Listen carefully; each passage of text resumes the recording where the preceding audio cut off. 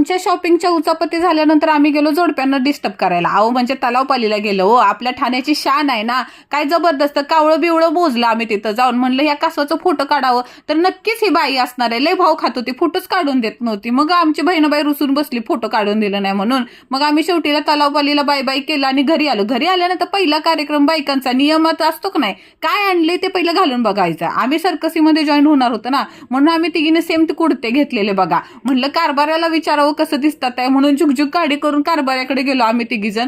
तर कारभारी कोमत जाता जाता वाचलं, डोळंच पांढरं झालं बाबा आम्हा तिघींना बघून. अहो त्यांचा फेवरेट कलर पोपटी आहे ना, पोपटचा, म्हणून मेवणीचाच टॉप आवडला बघा. आता राहिलेलं ब्लाऊज झुमकं बिमकं काय काय घेतलेलं सगळं ट्राय करून बघितलं. अहो 101 जबरदस्त वस्तू वाटत होत्या. त्यात ही वेणी तर लय भारी, अवघ्या 50 रुपयाची. कोण म्हणल का लय दमलू राव. मग आता काय काय खायला नव्हतं, चिरमुर आणि चहा दाबून हाणला बाबा. आपला फेवरेट नाश्ता आहे, काय म्हणायचं राव.